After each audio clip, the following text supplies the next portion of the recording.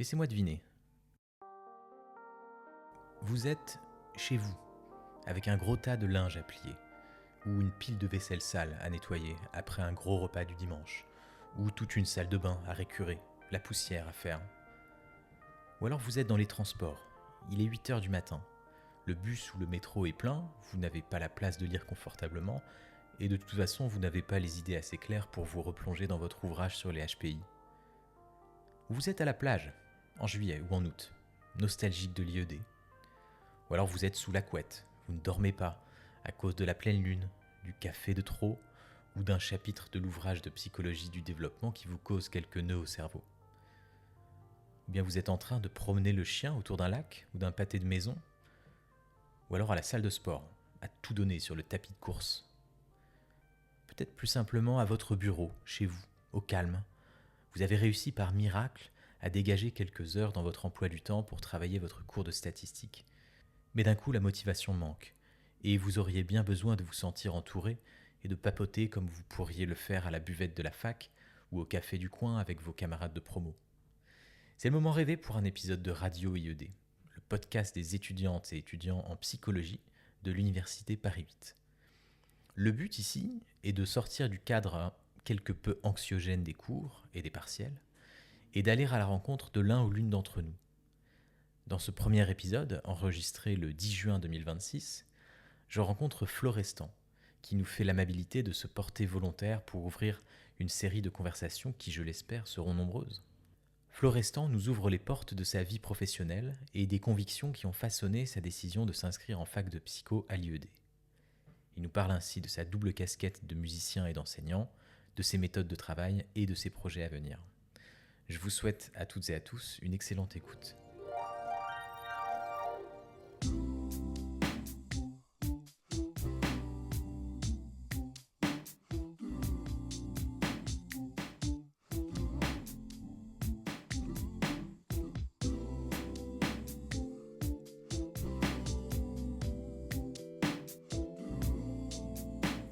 C'est parti pour ce premier épisode de Radio IED, le podcast entre étudiants de l'IED.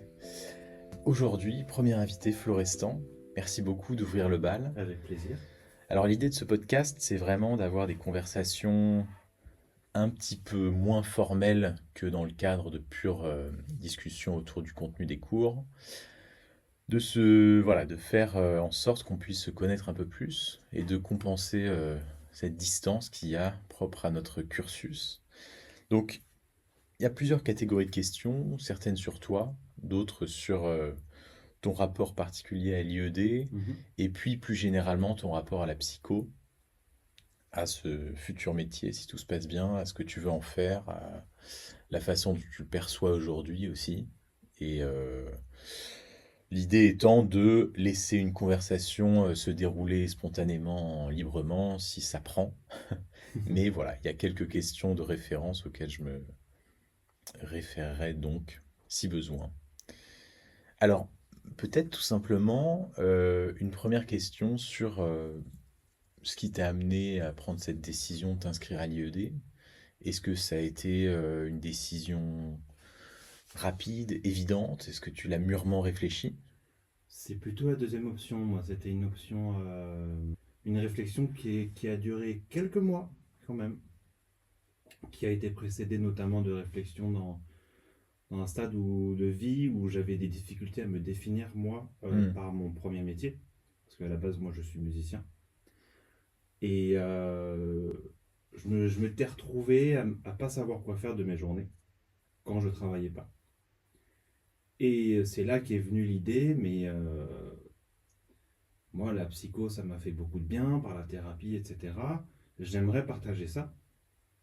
Et là est venue l'idée de, et si tout ce temps-là que j'avais, que je passais à pas faire grand-chose, alors, à geeker, à passer du temps avec les copains sur CS, des trucs comme ça, Ouais. et si je le passais à bosser quelque chose d'autre. Et c'est là que je me suis dit, mais oui, en fait, il y a peut-être quelque chose à faire. Et la réflexion m'a pris 3 mois, en fait. Et est-ce que tu as envisagé de remplir ce temps avec voilà, une curiosité qui serait juste la tienne, en allant lire des bouquins, piocher lire des articles, etc., sans forcément que ça se traduise dans un cursus universitaire? Ou est-ce que tu t'es tout de suite dit, bon, quitte à prendre la chose un peu au sérieux, autant passer un diplôme? C'était plutôt ça. Ouais. C'était plutôt.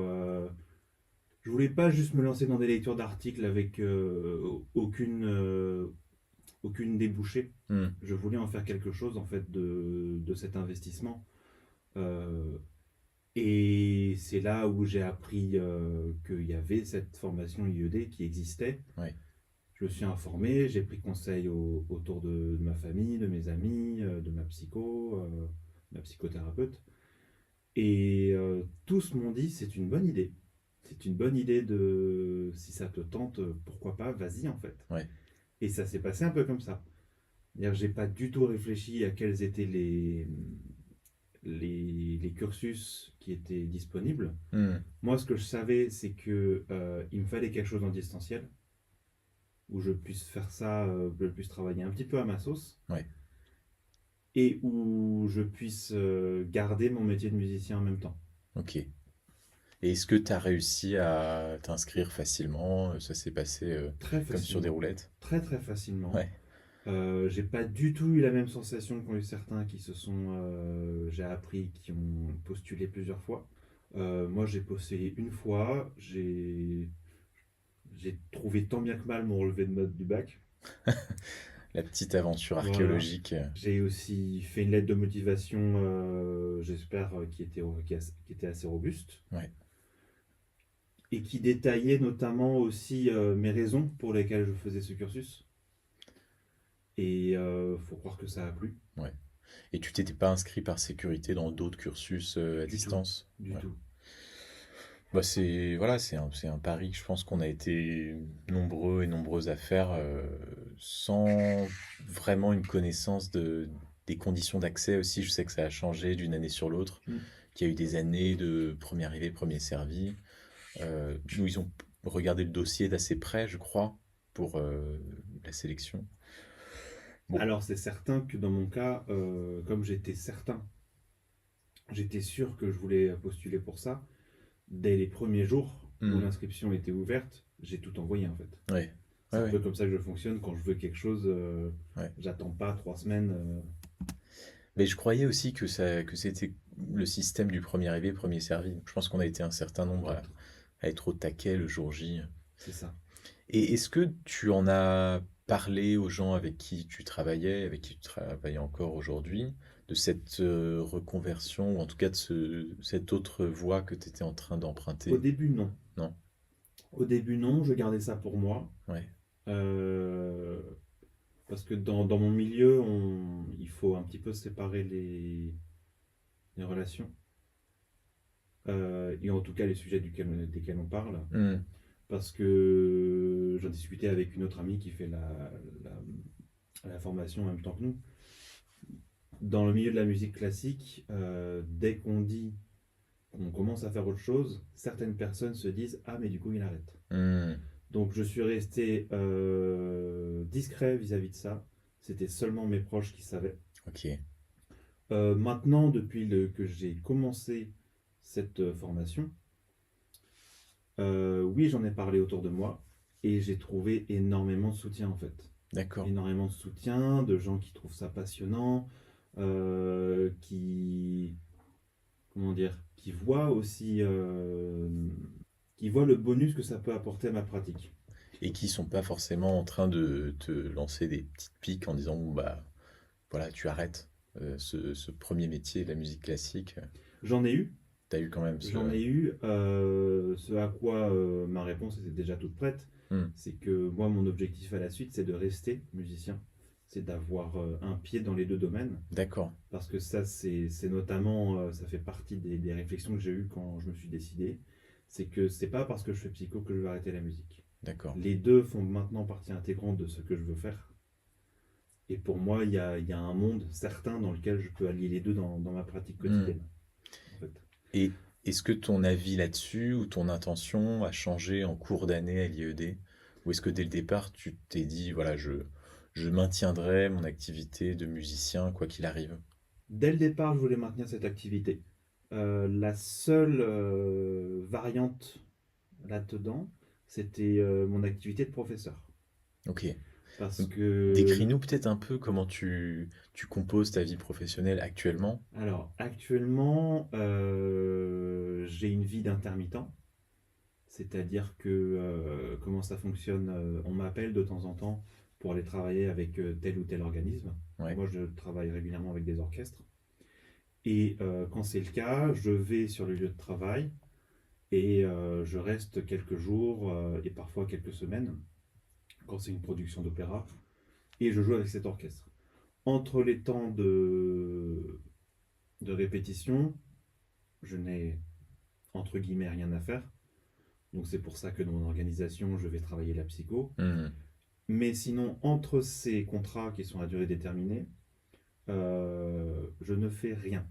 Et donc, en tant qu'intermittent, mon travail, c'est de préparer les, euh, les contrats à venir et de me maintenir au niveau. d'accord. Et aussi d'entretenir le réseau et potentiellement de créer des projets personnels. Mon deuxième emploi, c'est celui de professeur d'instrument. Et ça, c'est 4 heures par semaine cette année. C'est assez light, mais il y a quand même la préparation à faire. Hmm. Et puis au milieu de ça, maintenant, il y a la psycho. Et juste sur ce métier de prof, c'est en conservatoire ou c'est des cours C'est un particuliers? conservatoire. C'est D'accord. un conservatoire avec une équipe pédagogique qui me soutient beaucoup. Hmm, Une directrice qui m'a soutenu dans ce projet et qui a tenté l'aventure aussi et auprès de qui je n'hésite pas non plus à faire valoir en fait cette nouvelle dimension à ma pratique pédagogique. d'accord. Et je le vois personnellement, euh, l'application des, des savoirs pour comprendre l'enfant en face de toi, elle est extraordinaire en fait. Ouais, ouais. C'est quelque chose que tu ressens déjà, ne serait-ce qu'au bout de cette petite année qu'on vient de C'est ça, terminer. exactement. C'est, je pense que ça valide beaucoup de choses et qu'il y a des certaines logiques qui se révèlent aussi à la lumière de ton métier actuel. Complètement aussi. C'est-à-dire que ça m'a permis aussi d'entrevoir les dynamiques au sein de mon premier métier de musicien Ouais. d'un œil différent, avec une approche différente, un peu plus. Là, le terme que j'emploierais aujourd'hui, ce serait avec un peu plus de distance Hmm, et de voir aussi un petit peu les dynamiques. ok. Quand tu m'en as parlé tout à l'heure, j'avais l'impression de ressentir que c'était un milieu qui était pas forcément hostile à à ce travail sur soi, mais qui le voyait d'un œil un peu méfiant. Il y a une forme d'omerta dans le milieu de la musique classique. Euh, j'ai la sensation que ça commence à évoluer. Hmm, Aujourd'hui, ça évolue. Mais dans des articles que j'ai lus, alors certains qui datent, mais d'autres qui sont encore récents, parlent de cette vision un petit peu de la santé mentale, d'un bon œil et d'un mauvais œil à la fois. hmm. C'est-à-dire que celui qui a travaillé là-dessus est bien perçu, mais celui qui est encore dans une phase un petit peu difficile, on va préférer parfois l'écarter du travail parce que c'est une personne à risque. D'accord. Et peut-être qu'il y a aussi, j'imagine, comme dans tous les milieux artistiques, une espèce d'aura autour d'une créativité Oui, personnelle qui va au-delà de toute, enfin, qui n'aurait pas forcément grand-chose à voir avec le travail sur la santé mentale, quoi.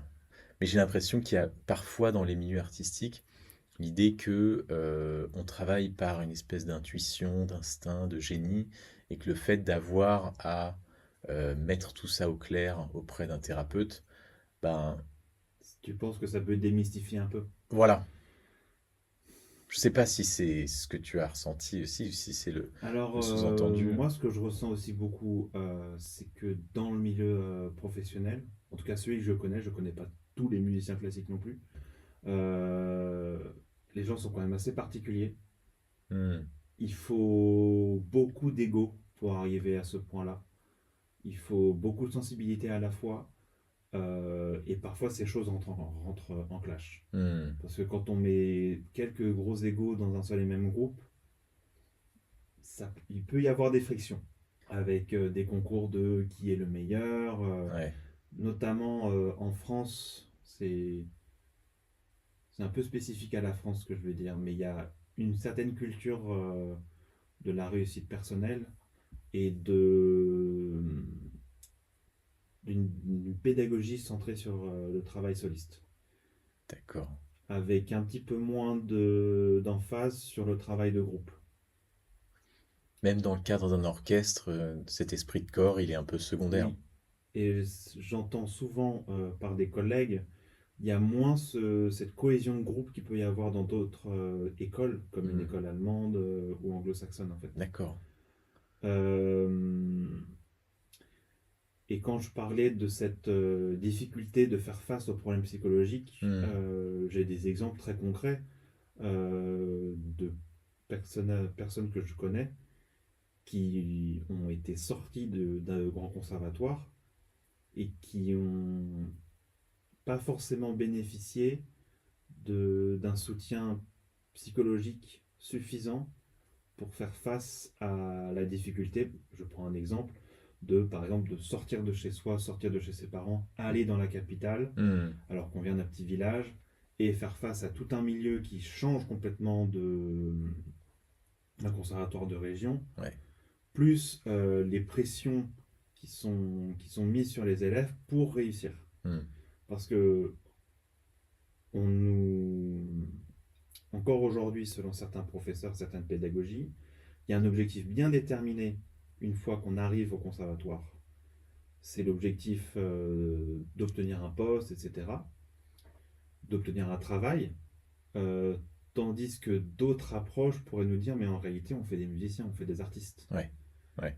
Et entre le côté très performatif, très Pragmatique. pragmatique de travailler son instrument pour entrer dans un concours, on peut perdre le côté un peu plus créatif et électron libre Hmm. que qu'on peut s'imaginer pour la vie d'un artiste, en fait. Et ça, c'est toi, j'imagine que c'est une approche que tu essaies de défendre en tant que prof de musique. L'idée de préparer des élèves à une vie professionnelle, certes, mais aussi à juste une vie passée avec son instrument et qui va au-delà du Alors ça, métier. c'est mon approche philosophique générale Hmm. de, de sortir de ce cadre un peu performatif. Je sais pas si c'est le bon mot, mais, mais d'aller à l'essence. Enfin, pour moi, l'essence de la musique, c'est un art qui est fait pour se faire plaisir. Ouais.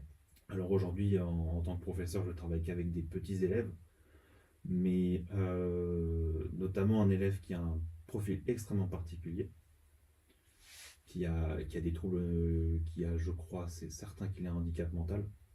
Donc ça change aussi la manière d'aborder la pédagogie. Ouais. Euh,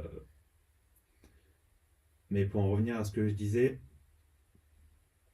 les élèves qui commencent la musique, ils ne le font pas parce qu'ils veulent faire de la musique en tant que professionnel, ils font ça parce que ça leur fait plaisir, Hmm.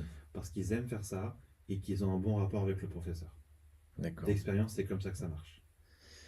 L'idée étant peut-être de conserver ce rapport-là. Et que, voilà, il faut conserver ce rapport de plaisir, euh, parce que si ça devient un poids, une pression pour l'élève, qu'elle soit mise par les parents, par le conservatoire, par la structure, et que l'élève ne prend plus de plaisir faire de la musique, on- pour moi, on perd le but en fait. Et tu parlais tout à l'heure de combiner ou de conserver en tout cas les deux facettes de ta vie que sont la musique et donc bientôt ou déjà la psychologie. Est-ce que tu as déjà une idée pratique de la façon dont tu pourrais combiner les deux? Ou est-ce que tu pensais conserver d'un côté l'un, de l'autre côté l'autre? Ou est-ce que tu... Je compte mêler les deux. Alors, quelle façon, ça se précise toujours au fur et à mesure des années et des apprentissages et des notes. Parce qu'il faut pas se mentir, Ouais, idéalement, si je pouvais tout faire, je m'occuperais à la fois en psychologie de musicien pro. d'accord. Ouais. Notamment, j'aimerais bien de temps en temps travailler un peu dans la recherche pour mettre en place des techniques pérennes et durables qui permettent de faire face en fait aux pressions du métier Hmm. et de permettre aux musiciens professionnels de mettre en place des dispositifs et des habitudes qui leur permettent de vivre sainement leur métier, Ouais. euh, mais aussi intervenir dans la pédagogie. Dans la pédagogie actuelle, dans les cursus pédagogiques, parce que pour en avoir fait l'expérience en tant qu'étudiant pédagogue, Hmm. on nous parlait un petit peu de sociologie, on nous a parlé de Durkheim, mais on n'est pas allé aussi loin que ce qu'on peut faire en psychologie. Alors, tu vas me dire, c'est normal. Par contre, ce que je trouve dommage, c'est de ne pas donner les savoirs qui permettent aux professeurs de comprendre certaines spécificités par rapport aux élèves. Ouais, bien sûr. Notamment, moi, la révélation cette année, c'était par rapport à ma pratique pédagogique, c'est la psydev. Hmm. De comprendre en fait par quel stade un enfant euh, comprend le monde va m'obliger moi en tant que pédagogue d'adapter mon discours Ouais. et de, et de comprendre que si un élève entre 4 et 8 ans il est encore au stade de plus ou moins, plutôt que de définir de manière arbitraire, je Ouais. dirais, rien qu'une note, Ouais. il va me dire qu'une note va être plus ou moins haute et non, il va pas me dire quelle hauteur elle a en fait. Oui, oui. Ouais. Ça, c'est intéressant. Je pense que tu as eu un dialogue permanent entre ton apprentissage en psychologie du Ah, développement et permanent. ton Oui, oui, métier. oui. Ça c'est certain. Et tu parlais de mettre un pied dans la recherche. C'est quelque chose qui te tente vraiment et qui serait articulé, encore une fois, autour de la pratique musicale. Oui. Ouais. Parce qu'encore une fois, mon objectif c'est de mêler les deux parce que j'ai envie de faire les deux. Ouais. Et, et donc c'est comment appliquer et comment développer des savoirs dans mon milieu musical, qui est, on va pas se mentir, très conservateur. Ouais. C'est pas pour rien qu'on appelle ça des conservatoires. C'est parce que c'est de garder une tradition musicale, mais qui est en retard sur tout ce qui est préparation physique mentale, alors que les pressions qui sont mises sur les musiciens professionnels sont similaires aux pressions qui sont mises sur les sportifs et les danseurs, Hmm. sachant que ces deux autres corps de métier ont déjà fait ce pas d'avoir des préparateurs physiques, des préparateurs mentaux. Donc tu penses qu'il y a un vrai retard encore dans ton domaine Oui, actuellement? je pense vraiment qu'il y a un retard, que ce soit en termes de ce qui est proposé, Hmm. mais aussi de les mentalités. D'accord. Même si, encore une fois, je le redis, de loin, je pense percevoir que les mentalités commencent à changer avec les nouvelles générations, Hmm. c'est-à-dire notre génération, mais on est encore loin du compte. J'ai eu quelques fois des conversations où on m'a dit texto, euh, alors non, mais psychothérapie, c'est bien, mais moi, j'y crois pas. D'accord. Ce qui en dit beaucoup sur l'état d'esprit. Mm. Et peut-être que cette rencontre-là entre la psycho et l'art prend déjà forme enfin, en tant qu'art-thérapie, par Ça exemple, existe déjà, complètement. mais que De musicothérapie, l'institutionnalisation d'un soin psychologique dans les conservatoires n'est peut-être pas, ou n'a pas l'air systématisé. c'est ça. Pour moi, c'est ça, parce que l'art-thérapie existe depuis longtemps. Ça, faut pas le nier, faut surtout pas le nier, il faut le mettre en valeur, parce que ça aide énormément de gens. Hmm. Euh, Par contre, ce que je n'ai pas vu, et ce qui est à la base de ma démarche, c'est vraiment des savoirs académiques qui se développent autour de la pratique du musicien professionnel, D'accord. Ouais. si tu vois ce que je veux Et dire. c'est là que s'ancrerait Et c'est là ton que approche. je veux travailler. D'accord. Parce que ce soit de la sensibilisation à ces thématiques, une dédramatisation aussi des souffrances de certains, Ouais. parce que je cite régulièrement ce travail que j'avais fait c'était Santé et bien-être au travail, où j'avais lu des articles qui parlaient de combien il y avait de personnes dans la musique qui montraient qui montraient des signes de dépression. Pas Hmm. forcément qui étaient dépressives, Et par rapport à la population de référence, où c'était une personne sur cinq qui, qui présentait des signes de dépression, dans la population de musiciens, c'était une personne sur deux. D'accord. Et à tous les musiciens que je parle de ces résultats, tout le monde me dit: ah bah je suis pas surpris. Donc il y a une banalisation de cette, on va dire, Oui, des troubles dépressifs à une je échelle ou pense une qu'il y a une autre. normalisation de ces deux troubles qui, qui, qui montrent un trouble dépressif, mais une forme aussi de résilience par, par le travail qu'on fait. Hmm, Parce que le travail lui-même hmm. euh, peut être extraordinaire par moment en fait. Et peut être peut-être pas curatif, mais en tout cas apporter une aide, un Ça soutien, une peut être un espèce de... défouloir. Ouais, Ça peut être un défouloir par moment. Mais je sais aussi que si la pression est trop forte, euh, ça brise des carrières. ouais. Ça brise des carrières. D'où l'idée d'instaurer dès le départ, dès le conservatoire, cette espèce de Voilà. soutien. Moi, j'aimerais ça.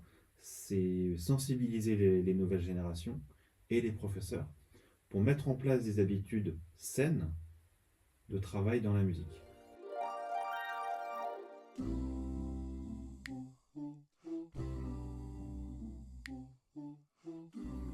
Tu parlais tout à l'heure du travail que tu as fait dans une des mineures sur santé et bien-être au travail Oui. et qui t'a amené à donc lire cet article ou ces articles. Est-ce que c'est quelque chose que tu avais l'habitude ou l'intention de faire, de lire, de commencer à lire, de continuer à lire des articles ou des chapitres d'ouvrages en recherche en psy? Au début, pas tellement. Mais et même encore aujourd'hui, j'ai parfois du mal à juste aller par curiosité, je vais lire des articles. C'est plus dans un but précis que je travaille, moi, Ouais, en fait. d'accord. Est-ce qu'il existe des revues un peu orientées sur la place de la psycho dans les métiers de l'art ou Pas à dans... ma connaissance. Mais je suis peut-être pas la meilleure personne pour parler de ça. Bah, peut-être que tu le découvriras avec le Mais temps et voilà, que... peut-être que je découvrirai. Et si c'est le cas, ouais, évidemment, je te partagerai ça. Ou alors qu'il y a des, j'imagine des numéros thématiques dans certaines revues de psychologie du travail peut-être, ou de Peut-être. psychologie du développement pour ce qui est de l'apprentissage musical. C'est Alors, par contre, il y a énormément de mémoires et de travaux par les étudiants de pédagogie aux différents conservatoires, Ouais, que ce soit des mémoires de diplôme d'État ou de certificat d'aptitude, DE et CA, qui ont beaucoup travaillé sur l'enseignement artistique en conservatoire. d'accord. Donc ça peut fournir des bases Ça peut fournir des intéressantes bases pour ce très travail. intéressantes, mais qui sont encore une fois dans une thématique plus pédagogique. Ouais, Et je crois que c'est accessible, mais c'est pas accessible sur le Cairn et des trucs comme ça. d'accord. Ah oui, Il faut c'est plus aller vers les interne. médiathèques, notamment la Ah, médiathèque du Conservatoire de Paris, ok. qui ont leur base de recherche, mais c'est moins accessible au grand public que tout ce qu'on Ouais, peut trouver sur le Cairn d'accord. ou à la VU. Dans les grands Ouais. référencements, la recherche. Tu parlais de la psychologie du développement. Est-ce qu'il y a d'autres cours qui t'ont agréablement surpris ou marqué cette année? Au contraire, des choses auxquelles tu t'attendais pas et qui t'ont un peu désarçonné dans les enseignements de la première année, qui va bientôt changer grâce à ce renouvellement de À cette nouvelle maquette. maquette. Mais Je suis allé dans ces cours-là avec un esprit extrêmement ouvert. Je ne savais pas trop à quoi m'attendre. La grande découverte du premier semestre pour moi, c'était la psychologie sociale, d'accord. qui était passionnant. Pour beaucoup, j'ai l'impression. Ouais. Ouais. Alors, hier à Laurence Mas quand même. Voilà. Extraordinaire. Sainte-Laurence. Euh, et c'était une vraie découverte aussi dans comment on peut comprendre le monde Ouais. aussi, Ouais. ce qui est très important pour moi. Et puis après, c'était pour le reste des cours beaucoup de bonnes surprises. Ouais. Parfois des choses un petit peu redondantes, je pense méthode en psychologie. Bon, oui, d'accord, on, on parle de l'épistémo un petit peu, mais c'est l'épistémo. S'il y a besoin d'en dire grand. Ouais, J'avoue, je ne sais pas. Euh, mais après, les cours de deuxième semestre, je les ai trouvés passionnants tous aussi. ouais. Il y en a. En réalité, moi, j'étais tellement intéressé par tout ce que j'apprenais que j'aurais du mal à mettre un ordre de valeur entre les différents savoirs. Alors, comment est-ce que tu as fonctionné dans ton approche à chacun de ces cours? Est-ce que tu as travaillé vraiment par bloc en te focalisant sur un cours en entier avant de passer au suivant? Est-ce que tu as fait un petit peu de chaque au fil de l'eau? J'ai profité de l'année pour expérimenter différentes méthodes. D'accord. C'est-à-dire que premier semestre, je me suis dit, ah, je vais en faire un petit peu chaque jour Ouais. et de fonctionner un peu comme, comment dire, j'ai essayé d'appliquer mes méthodes musicales à mon apprentissage Ok. académique.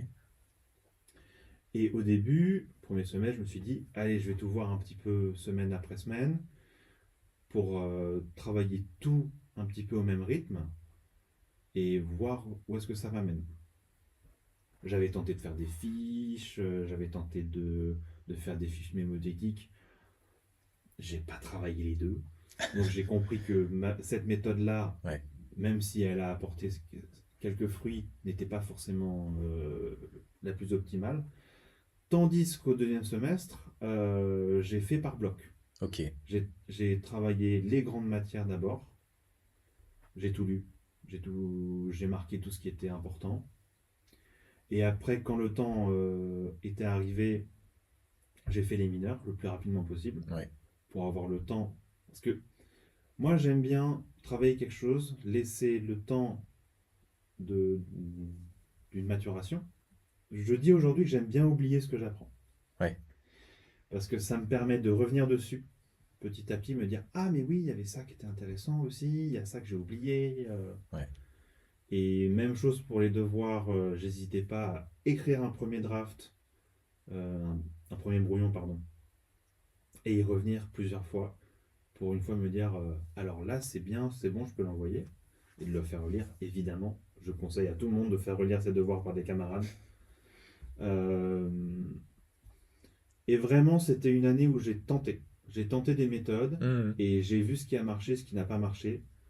Je pense notamment à ces histoires de podcast où moi qui suis quelqu'un de très auditif, c'est ce qui m'a manqué Au au premier premier semestre. semestre. Ouais. C'est d'avoir des moments où, par exemple, je suis dans le métro, je fais du sport, bah, j'ai besoin d'avoir de la musique ou quelque chose dans les oreilles.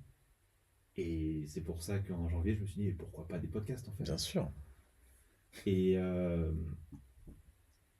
et donc c'est ce que je dirais à tout le monde, parce que j'imagine que tu vas me lancer sur les conseils, c'est d'expérimenter et de voir ce qui a marché par le passé Mhm. et d'aller là-dedans. Ouais. Moi qui suis quelqu'un de très auditif et visuel, deuxième semestre, je me suis dit, je vais écouter et lire. J'ai pas forcément fait de fiche, j'ai juste relu le cours. D'avant en arrière, d'arrière en avant, multiples fois, Ouais. Je pense que c'est lié aussi à une espèce de pragmatisme où on se rend compte de ce qui est attendu de la part des profs et complètement. de savoir que, il y a quand même un certain nombre de cours sur lesquels on est interrogé sur des phrasés, des formulations très exactes et on gagne plus à avoir littéralement les mots du cours en tête Oui, qu'à se le traduire pour soi. Et exactement. c'est, j'avoue que j'ai fait le premier semestre sans jeter un œil aux épreuves des années précédentes.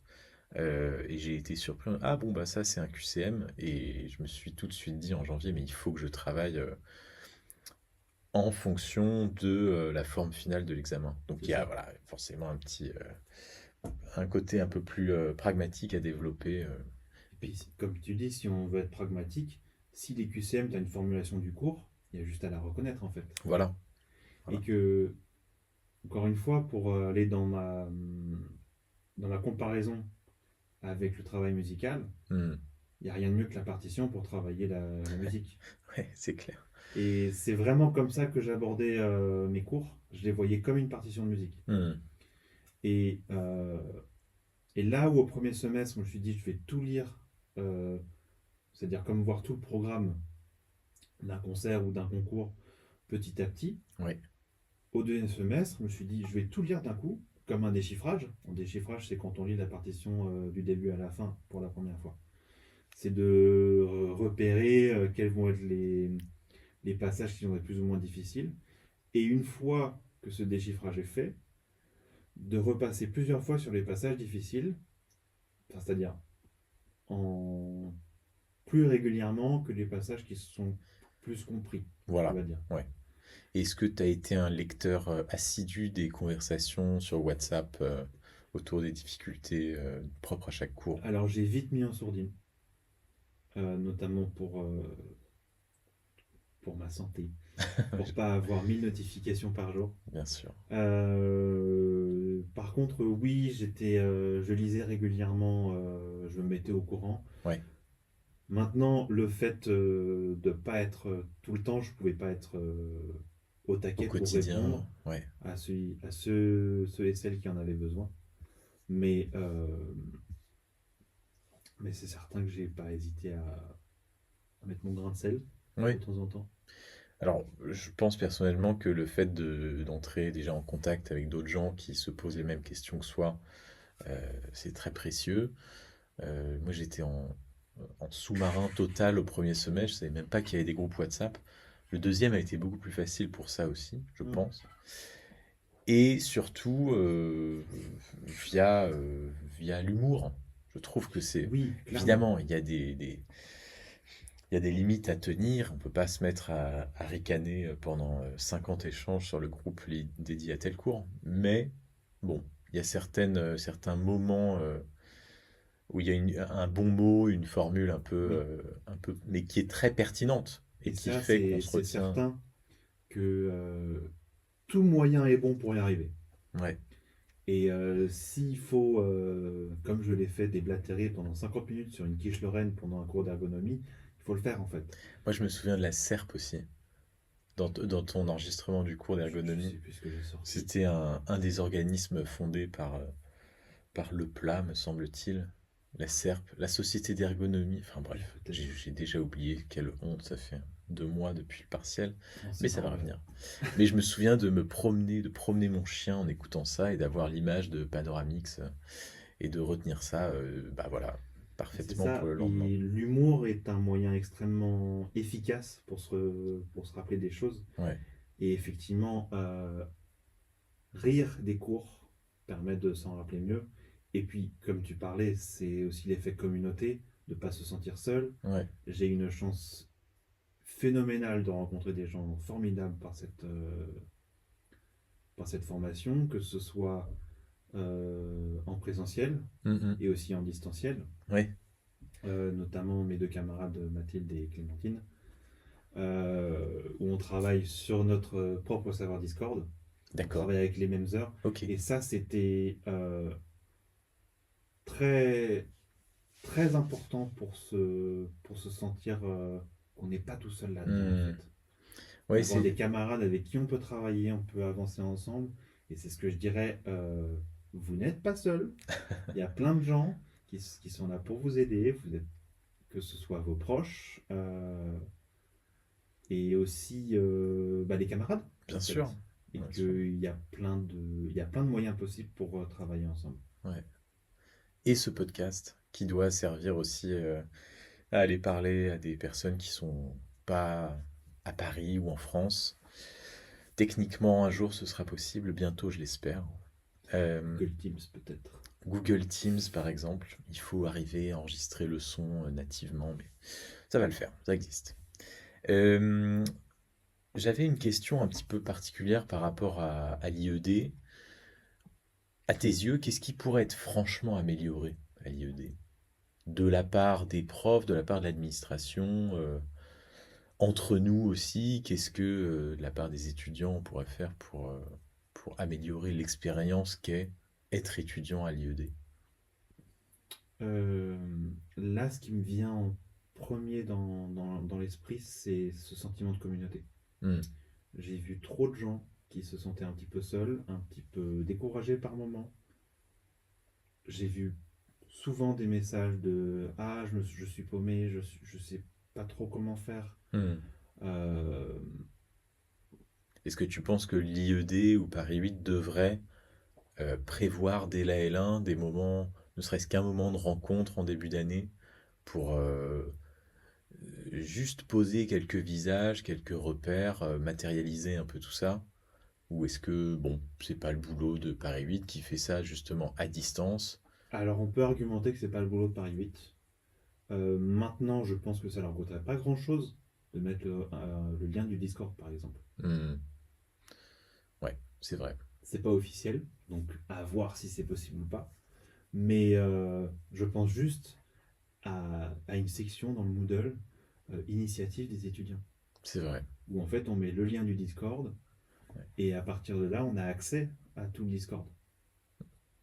Parce que euh, j'ai appris en septembre, donc c'est-à-dire en réalité, on peut dire assez tôt par rapport à l'année qui avait le Discord de Paris IED. Ouais. Mais il y en a d'autres qui étaient au courant de ça 2, 3 mois avant moi, qui avaient commencé Pix bien pendant les grandes Pendant vacances, l'été? Ah oui, qui d'accord. s'étaient avancés, Ok. et ce qui a facilité aussi pour certains l'avancée dans l'année, parce que pour beaucoup, on a fait Pix un petit peu en rush, pour certains pour rien, parce qu'ils ont eu l'équivalence. Présent. Voilà. Euh, et donc il y a ça, c'est que ce soit une plus grande emphase sur le fait de mettre à disposition les ressources, Hmm, non pas académiques, mais sociales de la formation. ouais. C'est vrai que ça tient pas à Euh, grand-chose. Rajouter un petit onglet sur Moodle, oui, voilà, initiative étudiante, c'est assez lumineux comme ça ne idée, demande je pas trouve. grand-chose. Ouais. Juste un petit peu de programming et puis le lien sur le Discord. Très bonne idée. Et je crois que je vais le suggérer au responsable de l'IED, parce que vraiment, ça peut changer Oui. l'année de beaucoup. Parce qu'après, le WhatsApp, ça s'est fait différemment. Je sais pas si tu te rappelles de comment il a été fait. Et moi, j'ai débarqué. En fait, j'ai découvert Ah son oui, toi, t'as existence en débarqué. janvier, Parce que moi, au je me moment des rappelle, il examens. s'est fait en sauvage.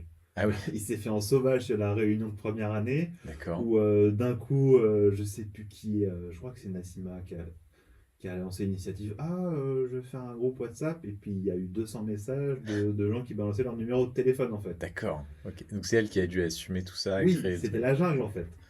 Quel boulot. Et aujourd'hui, mais c'est un socle, quoi. Enfin, C'est un c'est socle, en tout vraiment cas. précieux. Et donc, il y a ça. Est-ce que je changerais. Alors, pour le coup, ce serait plus une question de clarification et de communication de la part de l'IED Mhm. sur non pas les dates de remise de devoirs, parce que techniquement, c'est sur le site, Oui. on peut communiquer entre nous, mais en tout cas, les dates de rendu de correction. Ah oui, alors ça, je pense que... Et, et aussi, alors je ne sais pas si c'est la même chose en université, en académie, mais au moins un retour en fait. Ouais. Au moins un retour sur les devoirs. Alors, Alors ça demande beaucoup, j'imagine, surtout avec beaucoup d'élèves. ouais. Mais au moins un feedback en fait, un retour sur ce qu'on fait, sur la qualité de ce qu'on fait. Ouais. Parce que c'est aussi la grande difficulté, je trouve, c'est qu'on est vraiment livré à nous-mêmes. Et, et raison de plus aussi d'avoir cette connexion, ce retour avec le professeur, Mm. avec l'administration, avec la structure, pour savoir si on y arrive bien ou pas, Mm, en mm. fait. Ce sera mon autre suggestion dans le même mail. Je pense que c'est effectivement là que il y a un vrai manquement, malheureusement.